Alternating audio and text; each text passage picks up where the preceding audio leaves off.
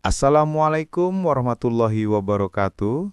Selamat datang di channel Antara Dua Sisi, dan selamat datang buat yang baru gabung di channel Antara Dua Sisi, tempat di mana kisah-kisah misteri, cerita horor nyata dan kejadian tak masuk akal disampaikan dengan penuh ketegangan dan nuansa mencekam.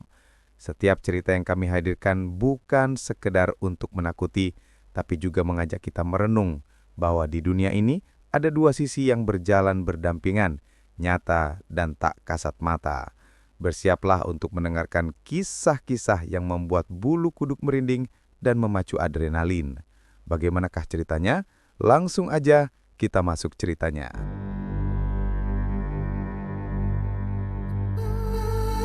Malam itu angin berhembus pelan, membawa suara-suara serangga dari kebun belakang.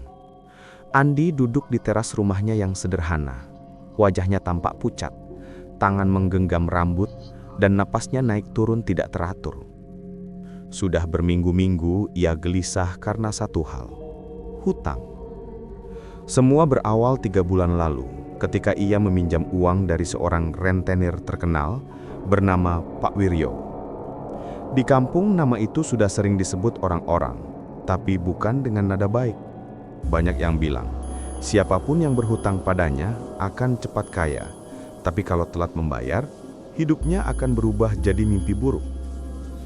Tapi waktu itu Andi tidak punya pilihan.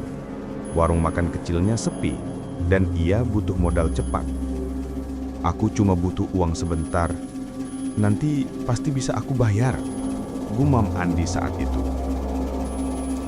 Namun kenyataan jauh berbeda. Warungnya gagal bangkit, malah makin sepi. Uang yang ia harapkan dari hasil usaha justru tidak pernah datang.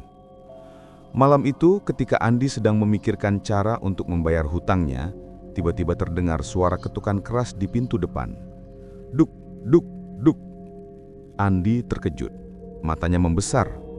Jam di dinding menunjukkan pukul 11 malam. Siapa yang datang selarut ini? Dengan langkah ragu, ia membuka pintu. Di depannya berdiri 2 pria berpakaian serba hitam. Wajah keduanya datar, tanpa ekspresi, seperti tidak punya perasaan. "Saudara Andi?" Salah satu dari mereka bertanya dengan suara berat. Iya, ada apa ya?" "Kami dari Pak Wiryo. Beliau bilang waktu pembayaran Anda sudah habis." Andi menelan ludah. "Tapi saya butuh waktu sedikit lagi. Saya janji akan bayar." Pria itu tersenyum kecil. Senyuman yang tidak membuat lega, justru membuat tubuh Andi merinding. Pak Wiryo sudah memberikan waktu tambahan. Sekarang beliau tidak menagih uang, tapi menagih janji. "Janji apa maksudnya?" tanya Andi, mulai panik. Pria itu menatap Andi tajam, lalu berkata pelan, "Siapapun yang berhutang akan membayar dengan cara apapun, termasuk cara yang sudah disiapkan." Andi merasa lututnya melemas. "Kami akan datang lagi, dan saat kami datang, Anda harus ikut tanpa banyak bertanya." Kedua pria itu kemudian pergi, meninggalkan Andi yang masih berdiri kaku seperti patung. Pintu rumahnya tertutup pelan, tapi suara detak jantungnya justru semakin keras. Untuk pertama kalinya, Andi benar-benar merasa bahwa dirinya berada dalam bahaya. Bukan bahaya biasa, melainkan bahaya yang tidak terlihat. Bahaya yang berkaitan dengan sesuatu yang gaib. Malam itu, Andi tidak bisa tidur. Setiap suara kecil dari luar membuatnya terbangun. Ia merasa seperti sedang diawasi. Dan jauh di kejauhan, di balik gelapnya kebun belakang, ada sepasang mata merah yang menatap ke arah rumahnya, perlahan tanpa bergerak.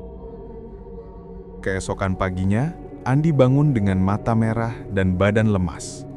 Ia hampir tidak tidur semalaman. Setiap kali memejamkan mata, ia teringat kata-kata 2 pria berbaju hitam itu. "Saat kami datang, Anda harus ikut." Kalimat itu terus terngiang di kepalanya. Andi mencoba menyibukkan diri dengan membuka warung lebih pagi dari biasanya. Tapi anehnya, sejak pagi, suasana kampung terasa berbeda. Udara seperti lebih berat dari biasanya. dan ayam-ayam tetangga berkokok tidak karuan seakan ketakutan oleh sesuatu.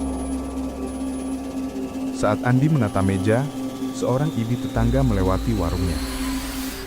"Andi, kamu kelihatan pucat? Kamu sakit?" tanyanya.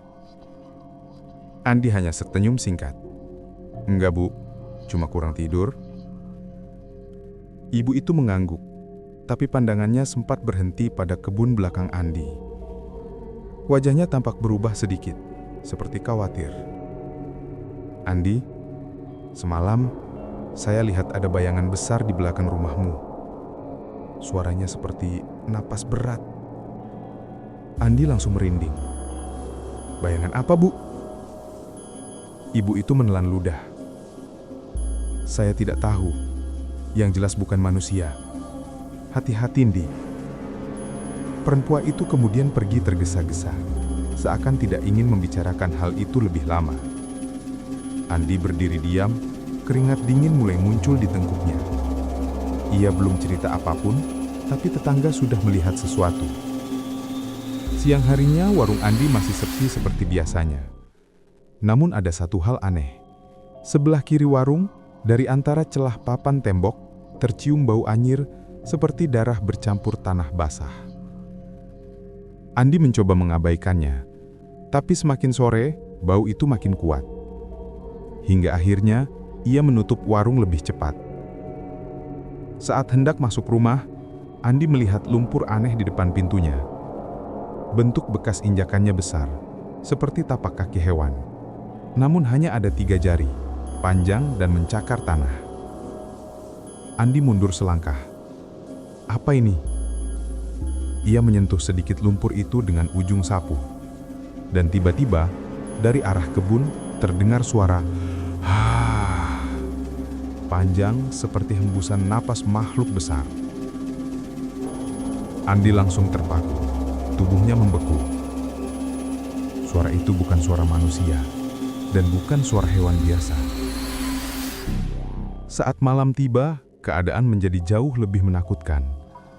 Lampu-lampu rumah Andi berkedip-kedip tanpa alasan. Angin berputar-putar seperti sedang mengelilingi rumahnya. Setiap bayangan di dinding bergerak pelan meski tidak ada apa-apa di luar. Pukul 9 malam, tiba-tiba ponsel Andi bergetar. Nomor tidak dikenal. Dengan tangan gemetar, ia mengangkatnya. "Halo?"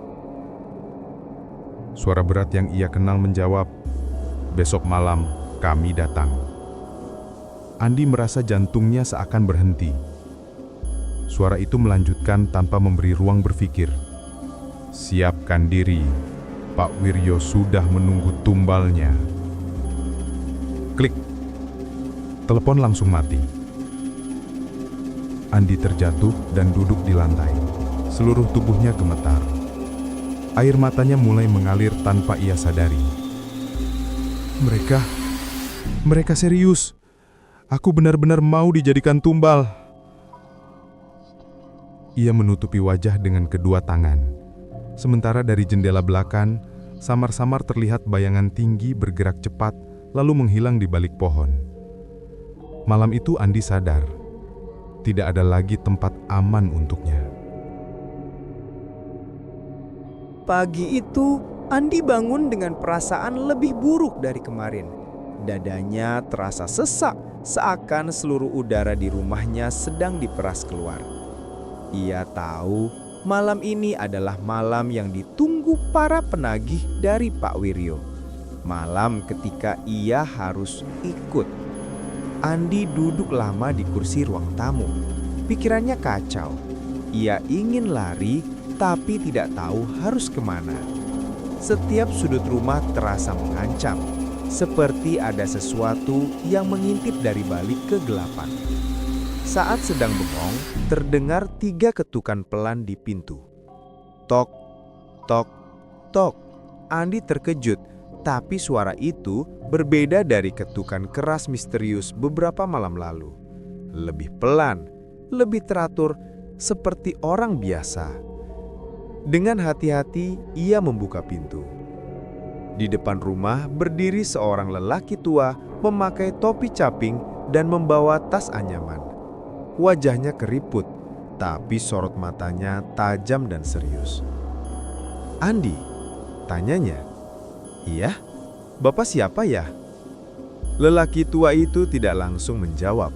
Ia menoleh ke kanan dan kiri seakan memastikan tidak ada yang mengikuti, lalu masuk tanpa diundang.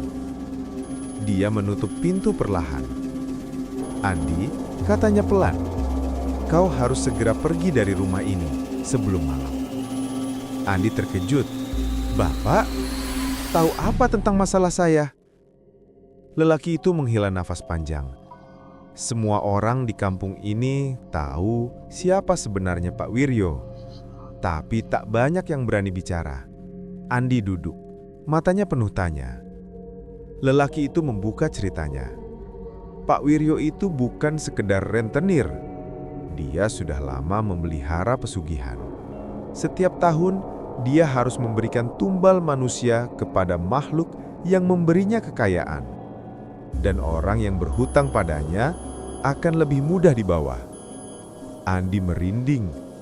Ia merasa mulutnya kering. Warga di sini diam karena mereka takut. Lagi pula, setiap tumbal hilang, kampung ini jadi lebih makmur. Tidak ada yang berani melawan. Andi menutup wajahnya.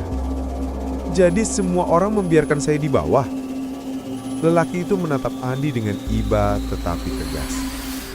"Kalau kau tetap tinggal sampai malam, tidak ada yang bisa menolongmu." Andi mulai panik. "Saya harus pergi kemana? Apa bisa kabur dari orang-orang itu?" Lelaki tua itu membuka tas anyamannya dan mengeluarkan sebuah ikat kepala kain hitam. Di kain itu seperti ada tulisan kecil yang tidak bisa dibaca. Dan baunya aneh, campuran kemenyan dan tanah. "Pakai ini," katanya. "Selama kau mengenakannya, makhluk pesugihan itu tidak bisa mencium jejakmu. Tapi ini hanya bertahan sampai tengah malam." Andi menggenggam kain itu erat-erat. "Kalau begitu, saya harus pergi sekarang ya?" tanyanya terburu-buru. Lelaki itu menggeleng pelan. "Belum. Orang-orang Pak Wiryo selalu mengintai di siang hari. Mereka akan tahu kalau kau kabur sekarang." Ia mendekat. Suaranya menurun hingga hampir seperti bisikan. "Pergilah saat matahari tenggelam, tepat ketika azan maghrib di saat terdengar. Pada waktu itu, makhluk pesugihan biasanya sedang kembali ke tempatnya. Pengawasan menurun." Andi menelan ludah. Ia mencoba memahami semua informasi itu meski kepalanya pusing. Sebelum pergi, lelaki tua itu berkata satu hal terakhir. "Andi, apapun yang terjadi nanti, jangan pernah menoleh kalau ada yang memanggil namamu di jalan.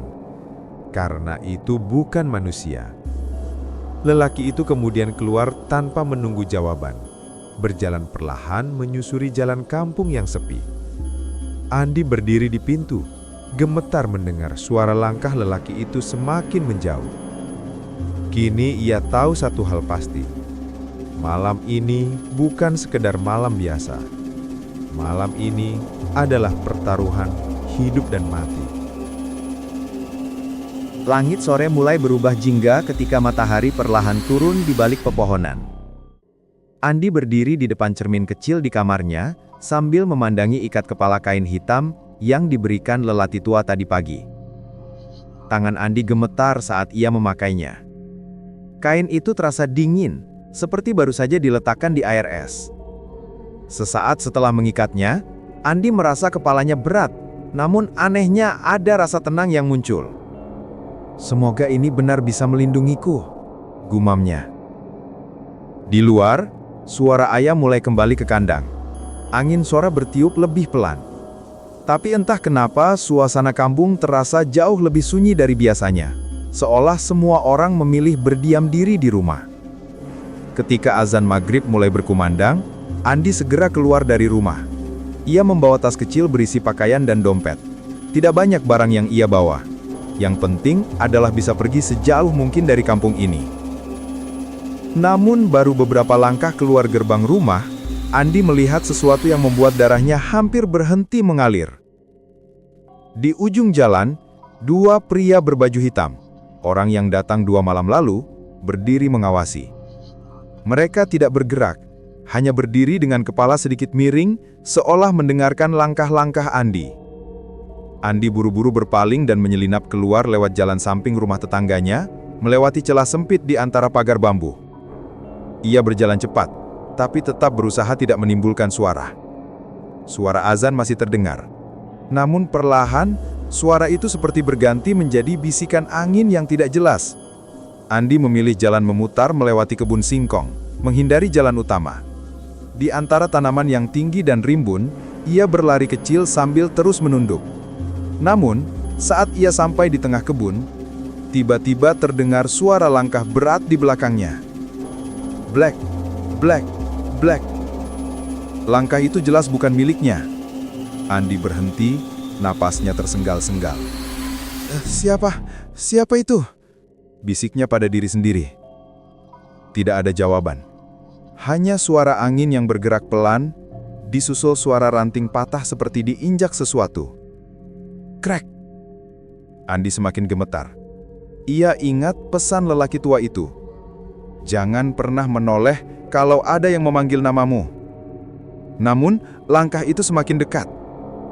Perlahan, berat, seakan pemiliknya berukuran jauh lebih besar dari manusia. Andi memegang ikat kepala hitam itu. Lindungi aku, tolong!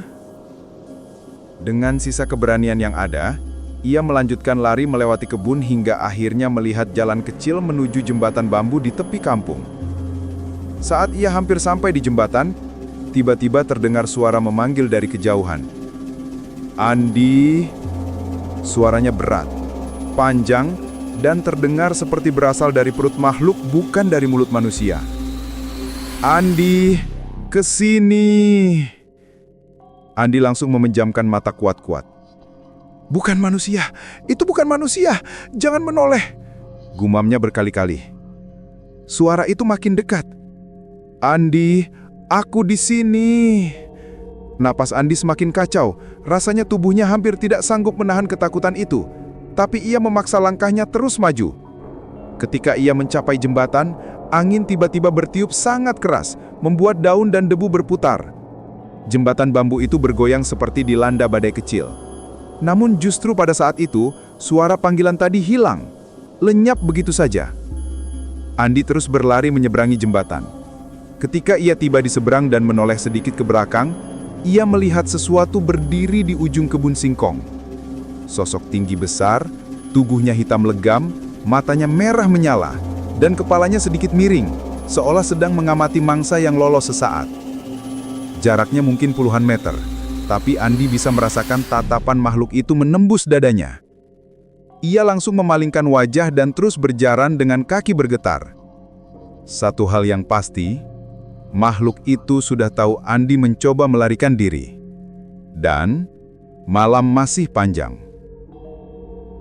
Setelah menyeberangi jembatan bambu, langkah Andi makin cepat. Nafasnya terengah-engah, tapi ia memaksa tubuhnya terus berjalan sejauh mungkin dari kampung. Langit sudah gelap. Hanya cahaya bulan yang samar menerangi jalan tanah berkelok di depan. Andi akhirnya tiba di sebuah rumah panggung tua milik kerabat jauh almarhum ayahnya. Rumah itu jarang didatangi orang. Bahkan sebagian orang kampung tidak tahu rumah itu masih ada. Di sini seharusnya aman, pikir Andi sambil membuka pintu yang berdebu. Suara engsel berderit keras saat pintu terbuka. Andi masuk dan segera mengunci pintu dari dalam. Rumah itu sunyi, hanya dipenuhi aroma kayu tua dan debu tebal. Ia menyalakan satu lampu teplok kecil yang untungnya masih ada minyaknya. Cahaya redup lampu itu membuat bayangan di dinding terlihat bergerak pelan. Andi duduk, memijat wajahnya yang penuh keringat dan debu. Ia selamat, setidaknya untuk sementara. Sekitar 1 jam berlalu, Andi mulai merasa sedikit tenang. Ia membuka tas kecilnya dan memeriksa isinya. Hanya ada 2 baju, 1 botol air, dan beberapa roti kering. Saat ia hendak makan, tiba-tiba terdengar suara tok, tok, tok dari bawah lantai rumah panggung. Andi langsung membeku. Suara itu seperti sesuatu berjalan di bawah rumah. Langkahnya berat dan perlahan. Tok, tok, tok. Andi merapatkan punggung ke dinding, memegang ikat kepala hitamnya erat-erat. Tidak mungkin, makhluk itu tidak bisa mencium jejakku. Bukan, gumamnya dengan suara nyaris tak terdengar. Namun langkah itu semakin jelas, seolah-olah makhluk itu sedang memutari rumah, mencari celah, mencium udara malam. Lalu, hening sejenak. Sangat hening, sampai Andi bisa mendengar detak jantungnya sendiri. Tiba-tiba, bruk! Sesuatu menghantam tiang rumah dari bawah dengan keras. Rumah panggung itu bergetar kuat. Lampu teplok hampir jatuh dan padam. Andi menutup mulutnya agar tidak berteriak. Kemudian, dari bawah rumah terdengar suara nafas kasar.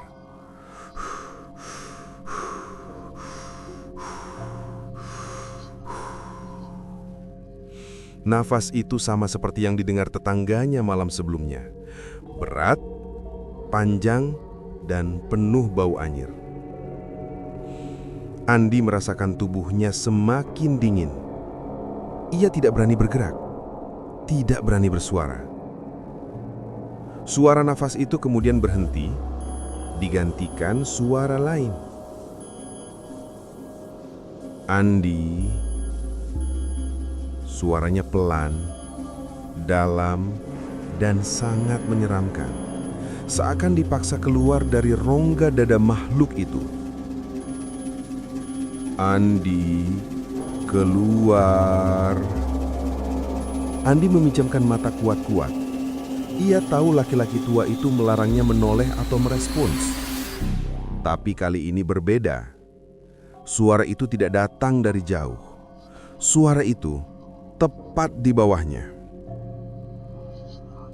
Andi, aku sudah dekat. Andi menggigit bibir sampai hampir berdarah, menahan ketakutan. 1 menit terasa seperti 1 jam. Lalu, tiba-tiba, sunyi. Tidak ada suara langkah, tidak ada nafas kasar, tidak ada apapun. Andi perlahan membuka mata. Ia mencoba mengatur nafasnya yang kacau. Ia menunggu beberapa menit, memastikan semuanya benar-benar tenang. Namun, saat ia mulai merasa sedikit lega, dari luar jendela terdengar suara lain. Krek, krek, krek. Suara rumput terinjak. Andi perlahan mendekati jendela, ingin memastikan apakah makhluk itu sudah pergi. Ia membuka sedikit tirai jendela, dan seketika seluruh darah di tubuhnya seperti berhenti mengalir. Di halaman rumah yang gelap, hanya diterangi cahaya bulan, terlihat sosok tinggi hitam legam sedang berdiri tegak menghadap langsung ke jendela tempat Andi mengintip. Matanya merah menyala. Tubuhnya kurus panjang, dan kepalanya miring ke satu sisi menatap Andi tanpa berkedip. Walaupun makhluk itu mustahil bisa melihatnya karena ikat kepala hitam, tapi ia menatap lurus ke arah Andi, seolah ia tahu Andi ada di sana. Mulut makhluk itu bergerak pelan, dan terdengar suaranya yang membuat seluruh tubuh Andi lumpuh ketakutan. Andi langsung menjatuhkan tirai jendela dan mundur hingga punggungnya menempel ke dinding. Nafasnya tersengal-sengal, kakinya gemetar sampai hampir tidak bisa berdiri. Bagaimana mungkin Ikat kepala ini harusnya menyembunyikan jejakku, gumamnya dengan suara getir. Namun tidak ada waktu untuk berpikir. Dari luar rumah terdengar bunyi langkah besar mendekat. Blek, blek, blek. Suara itu seperti kaki besar yang menyeret sesuatu. Setiap langkah membuat lantai rumah panggung bergetar halus. Andi menahan nafas. Dengan gemetar, ia mematikan lampu teplok agar rumah menjadi gelap. Namun begitu lampu padam, suasana menjadi jauh lebih menakutkan. Bayangan di sudut-sudut ruangan terasa bergerak sendiri. Suara angin seolah berbisik lewat celah-celah lantai kayu. Makhluk itu berjalan mengitari rumah. Perlahan, pasti, seperti pemangsa yang menunggu mangsanya keluar. Andi. Suara itu terdengar lagi. Lebih jelas, lebih dekat, seolah tepat di samping dinding. Andi, aku melihatmu. Andi menutup telinganya. Suara makhluk itu tidak seperti suara manusia, lebih seperti suara serak dari tenggorokan makhluk yang tidak pernah mengenal kata tidur. Tiba-tiba, duak! Sesuatu menghantam dinding rumah panggung dengan keras. Debu kayu beterbangan. Andi terjatuh, tubuhnya menggigil ketakutan. Ia merayap ke kolong meja, berusaha menyembunyikan diri meski tahu tempat itu tidak benar-benar aman. Makhluk itu kembali berjalan mengitari rumah, lalu berhenti tepat di depan pintu. Andi menahan nafas sekuat mungkin. Terdengar suara klik, klik, seperti tangan besar makhluk itu mencoba membuka gagang pintu dari luar.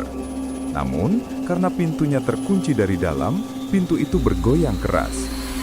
Glak, glak, glak. Makhluk itu mulai marah. Andi. Suara itu berubah panjang dan dalam. Kemudian terdengar suara lain, sesuatu yang membuat Andi pucat pasi. Makhluk itu mulai memanjat rumah panggung. Suara kayu berderik dari luar terdengar. Langkah berat di atap, bayangan besar melintas di atas langit-langit. Andi menutup mulutnya rapat-rapat agar tidak menjerit. Atap rumah itu bergetar saat makhluk itu merangkak perlahan seperti laba-laba jaksasa. Suara kuku panjangnya menggores genteng tua terdengar sangat jelas. Krik, krik, krik. Tiba-tiba, bruk! Sesuatu menghantam atap tepat di atas kepala Andi. Kayu retak, serpihan genteng jatuh berserakan.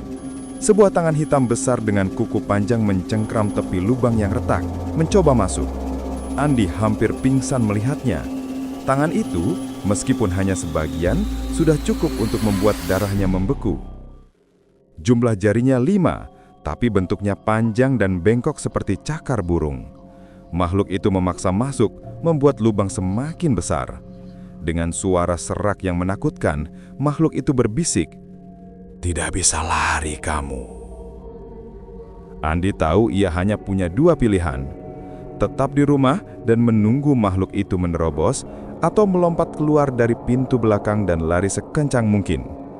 Tanpa banyak berpikir, Andi memilih yang kedua. Ia mengambil botol air dan tas kecilnya, lalu merangkak pelan ke arah pintu belakang. Suara makhluk itu semakin keras, lubang di atap semakin lebar.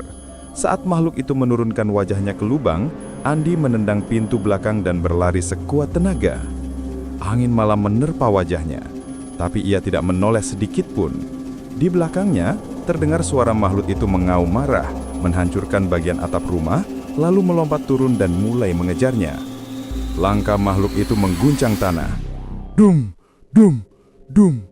Andi hampir terjatuh, tapi ia terus berlari. "Ya Tuhan, tolong!" serunya sambil mengisak. Di kejauhan, terdengar suara makhluk itu semakin dekat. "Andi!" Suara itu bergema di seluruh hutan. Andi tahu pelarian ini baru saja mulai, dan makhluk itu tidak akan berhenti sampai ia tertangkap. Andi membuka mata perlahan. Pandangannya buram, kepalanya berat seperti dipukul benda keras. Tubuhnya terasa lemas tak berdaya. Ketika penglihatannya mulai jelas, ia menyadari satu hal. Ia sedang berada di sebuah gubuk tua. Dindingnya dari papan lapuk, penuh lumut. Di setiap sudut tergantung rambut-rambut kering dan tulang ayam yang diikat seperti jimat. Bau kemenyan bercampur bau bangkai menyayat hidungnya. Tangan Andi terikat ke belakang dengan tali kasar, dan kakinya juga terikat pada sebuah tiang kayu yang runcing di bagian atas. Ia gemetar. Tempat ini bukan tempat sembarangan. Ini tempat tumbal diserahkan. Suara langkah kaki terdengar dari luar. Klak, klak, klak. Pintu gubuk terbuka perlahan dan masuklah Pak Wiryo, ditemani dua anak buahnya yang berwajah dingin. Sorot mata Pak Wiryo berbeda, bukan seperti manusia biasa. Ada kilatan merah samar di matanya. "Andi," ucapnya datar. "Aku sudah menunggu saat ini lama sekali." Andi mencoba bergerak, tapi tali yang mengikatnya terlalu kuat. "Pak, tolong, saya janji akan bayar hutang. Jangan lakukan ini." Pak Wiryo tersenyum tipis. Senyum yang tidak ada belas kasih sedikit pun. "Hutangmu bukan lagi masalah uang. Makhluk pesugihan yang kubela sudah meminta tumbal baru. Dan kebetulan kau paling cocok untuk itu." Andi merasakan seluruh tubuhnya bergetar. Apa saya akan dibunuh?" Pak Wiryo tidak langsung menjawab. Ia mengambil sebuah kendi tanah liat yang diikat kain merah di lehernya. Wajahnya menjadi lebih serius saat ia membuka tutup kendi itu. Dari dalam kendi keluar suara lirih seperti rintihan. Andi membelalakan mata. Suara itu bukan suara manusia. Pak Wiryo kemudian berkata, "Tumbal tidak selalu mati dengan cepat. Ada yang harus diserahkan hidup-hidup. Makhluk itu suka mereka yang ketakutan. Katanya rasanya lebih manis." Andi berteriak ketakutan. "Pak, saya mohon, saya punya orang tua. Saya masih ingin hidup." Namun Pak Wiryo mendekat dengan wajah tenang. "Andi, semua ini sudah disepakati sejak kau meminjam uangku. Kau gagal bayar, berarti kau harus mengganti dengan nyawamu." Ia memberi isyarat kepada kedua anak buahnya. "Siapkan dia." Dua anak buahnya mendekat dan mulai menarik tali yang mengikat Andi. Mereka mengangkat tubuhnya setengah ke atas, lalu menempatkannya tepat di depan sebuah lubang tanah kecil yang hitam pekat, seperti mulut makhluk yang menunggu. Andi bisa merasakan hawa dingin keluar dari lubang itu. Dingin yang tidak normal, dingin yang seperti menyedot panas tubuhnya. Tiba-tiba, suara geraman rendah terdengar dari dalam lubang itu. Andi hampir pingsan karena takut. Saat itulah, Pak Wiryo mulai membaca mantra dengan suara serak. "Sang penguasa tanah hitam, aku bawa tumbar untukmu, terimalah." Udara di dalam gubuk menjadi berat, lampu minyak yang tergantung mulai bergetar dan cahayanya berkedip-kedip. Andi menangis, tubuhnya gemetar hebat. Namun di tengah kepanikan itu, ia merasakan sesuatu yang aneh. Ikat kepala hitam pemberian lelaki tua itu terasa hangat, seperti ada yang merespon dari dalamnya.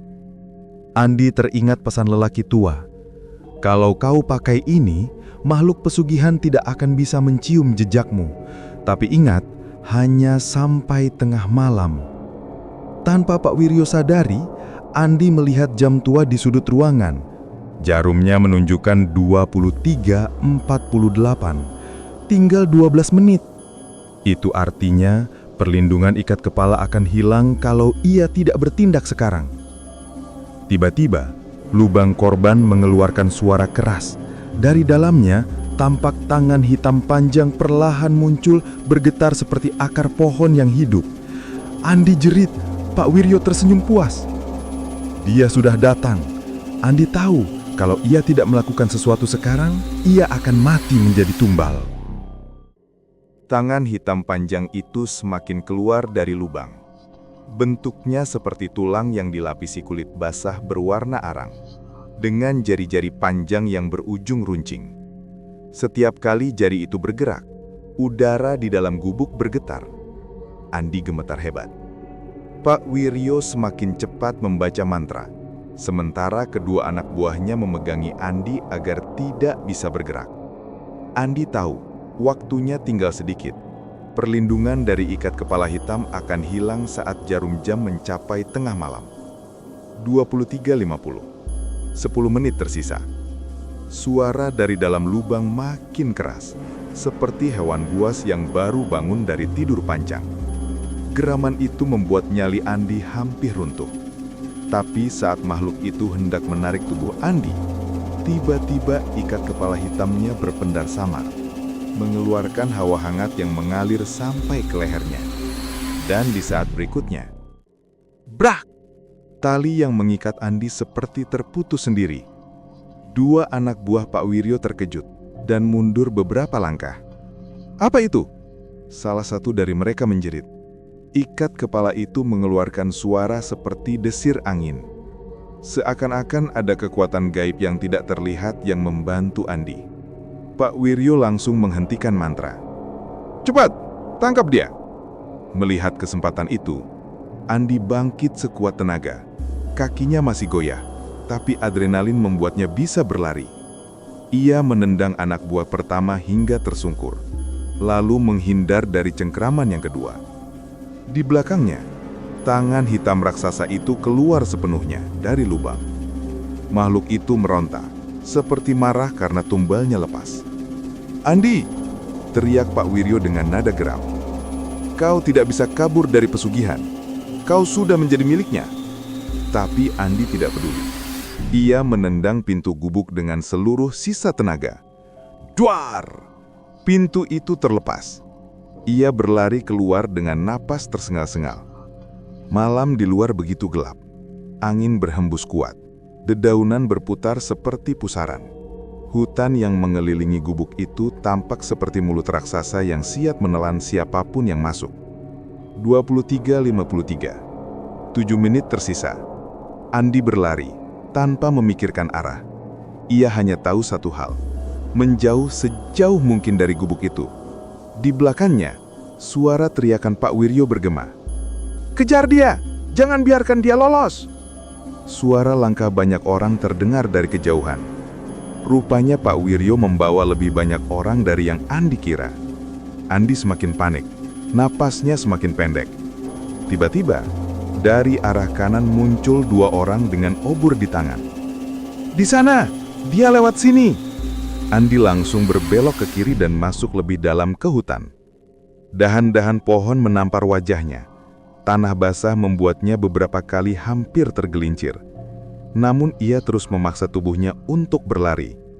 23.55. 5 menit tersisa. Di antara gelapnya hutan, Andi melihat cahaya remang seperti obor kecil bergerak mendekat. Ia pikir itu orang-orang Pak Wiryo. Tapi saat cahaya itu semakin dekat, ia menyadari sosoknya. Laki-laki tua yang memberi ikat kepala. Andi, cepat ke sini! Teriak laki-laki tua itu. Andi langsung berlari ke arahnya. Sesampainya di sana, laki-laki tua itu menarik tangannya dan memaksa Andi mengikuti jalan kecil yang tersembunyi di balik pepohonan. Andi, waktu kita tinggal sedikit. Pesugihan itu sudah mencium kelemahan kain pelindungmu. Andi menoleh ke belakang dan melihat cahaya obor semakin dekat. Pak, saya tidak kuat lagi. Saya...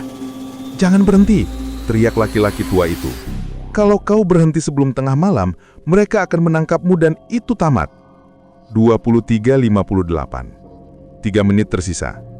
Dari kejauhan terdengar suara makhluk pesugihan. Suara merayap. Suara haus. Suara yang tidak mungkin berasal dari dunia manusia. Andi langsung pucat.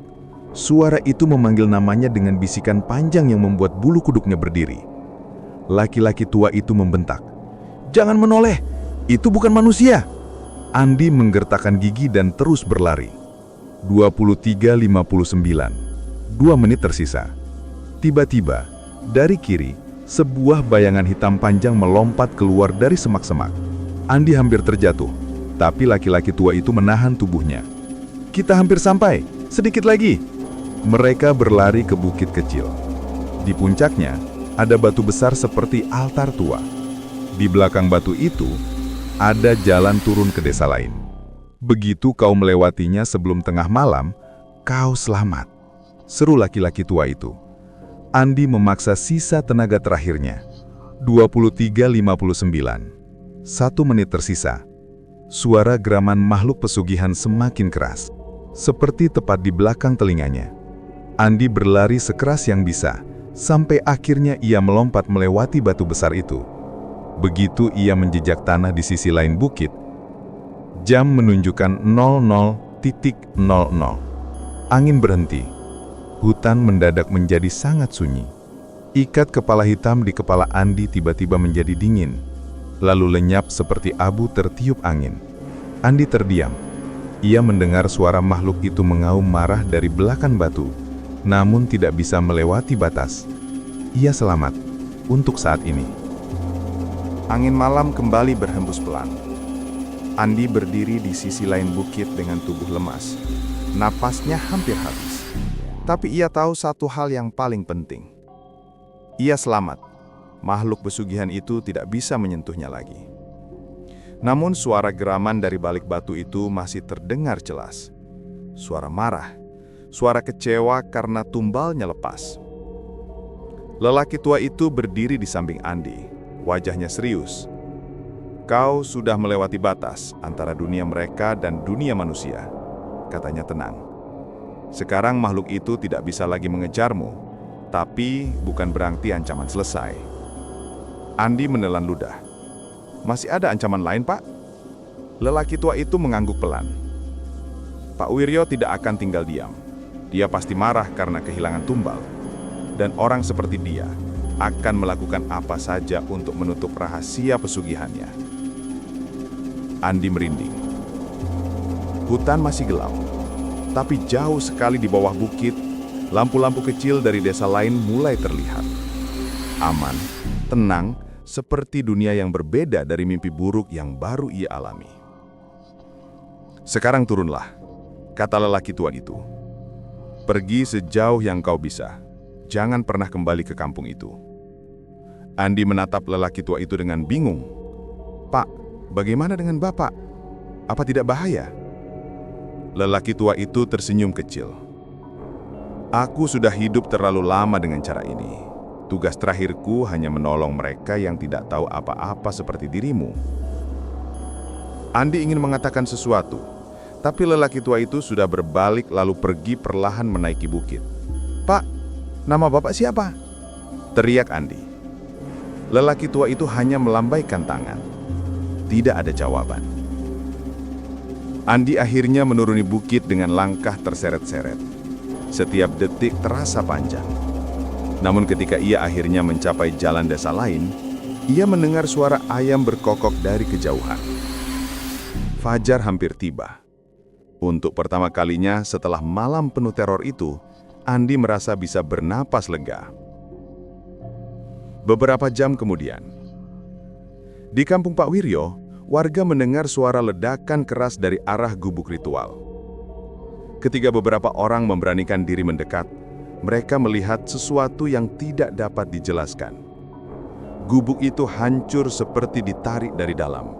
Tanahnya pecah dan lubang pesugihan lenyap seperti tertelan bumi. Pak Wiryo dan seluruh anak buahnya hilang tanpa jejak. Beberapa warga mengaku mendengar jeritan panjang tengah malam sebelumnya. Jeritan yang terdengar seperti suara manusia dan bukan manusia, bercampur menjadi satu.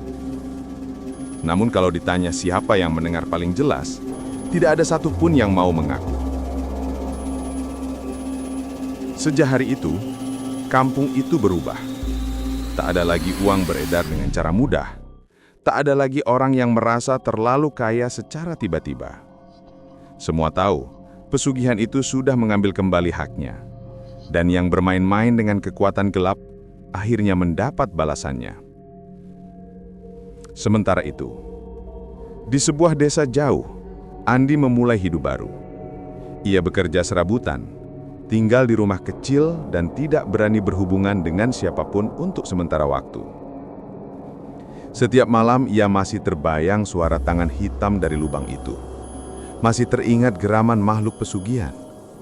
Namun ia selalu menggenggam satu hal. Ia hidup. dan ia tidak akan pernah menyentuh hutang pada orang yang salah lagi. Suatu malam, saat ia hendak menutup pintu rumah barunya, ia melihat sesuatu di tanah. Sebuah ikat kepala hitam yang dulu melindunginya. Tapi kali ini, ikat kepala itu sudah kering seperti kain biasa. Tak ada kekuatan apapun di dalamnya. Andi tersenyum kecil. "Terima kasih, Pak," bisiknya. Ia menutup pintu, mematikan lampu, dan akhirnya tidur dengan tenang. Terima kasih buat kalian yang masih setia di channel ini. Jangan lupa untuk like, subscribe, dan nyalakan lonceng notifikasi, agar kamu tidak ketinggalan setiap kisah horor terbaru dari kami. Semoga kalian semua selalu diberikan kesehatan, keberkahan, dan dijauhkan dari segala mara bahaya. Terima kasih telah menonton, dan sampai jumpa di cerita berikutnya. Wassalamualaikum warahmatullahi wabarakatuh.